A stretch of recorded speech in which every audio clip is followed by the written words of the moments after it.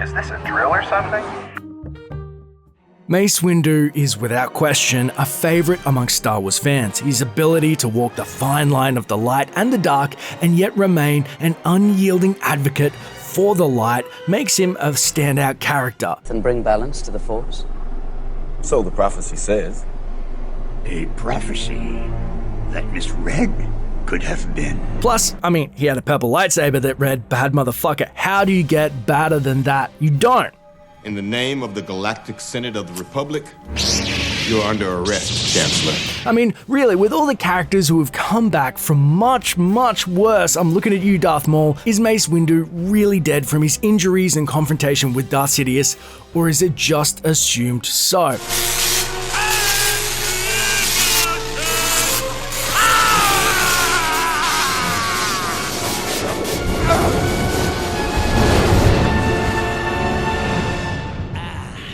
It really came as no surprise that fan theories cropped up saying how he survived his encounter with Anakin Skywalker and Darth Sidious, though StarWars.com somewhat nixed it on the databank and said, hey, look, he's dead. However, recently Samuel L. Jackson was posed the question of who was the architect behind Mace's demise. As in most Star Wars movies, it was George Lucas' idea to kill Mace Windu.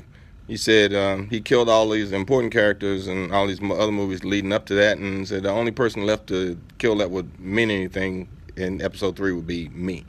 I was trying to figure out, really? Can't you just injure me and whatever? But in my mind, I'm not dead. Jedis can fall incredibly high distances and not die. So if we dissect this just for a second, Samuel L. Jackson brings up a few good points. One, the fall probably didn't kill him.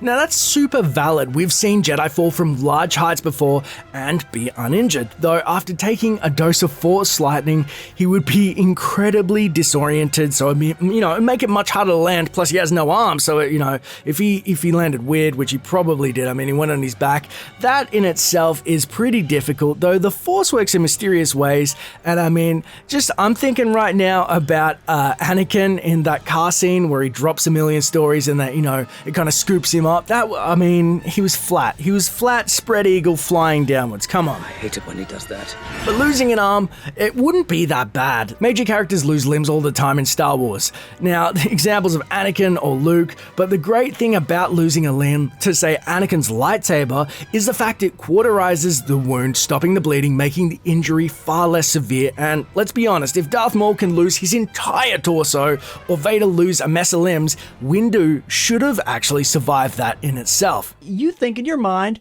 you hope Mace Windu's still alive. Of course he is. That's a long drop.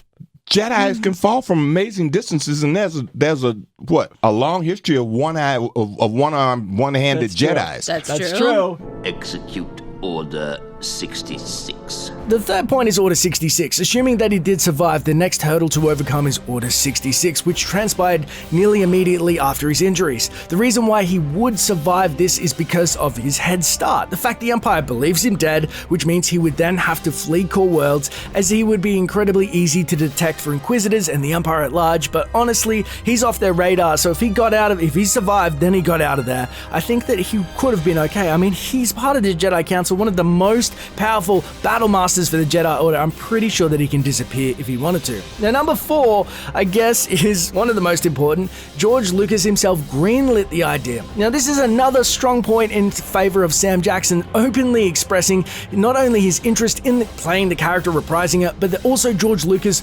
greenlit the idea. Now, even though George is out of the picture, a ton of unused ideas get recycled consistently throughout Star Wars, especially in the animated series. Have you had any talks with anyone about that? No, only George.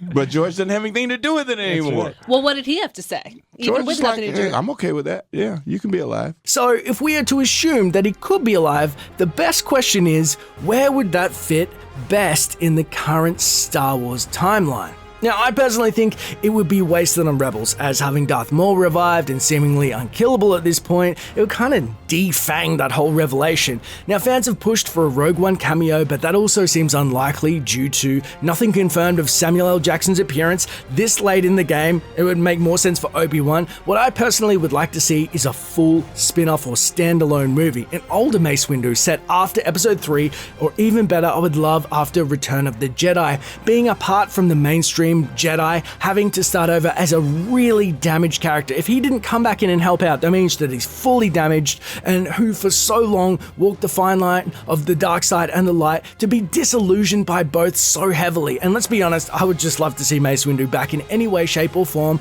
that doesn't cheapen his character. I don't want him just kind of shoved in or shoehorned in anywhere. I want it to be fleshed out, for him to be a broken man, but just have that raw power. And I mean, his battle with the dark side would be greater than ever. But the beauty of this video is our love of Star Wars really does surround and it binds us together. So let me know in the comments below, if Mace Windu were to come back, would you want him to or not? And how would you like to, that to take shape? Because if you love Star Wars, I want to talk to you about it. It's as simple as that, my friends.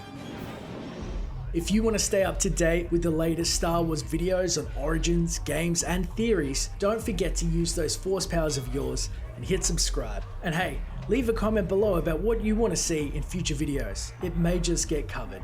Thanks for watching, and may the Force be with you. Always.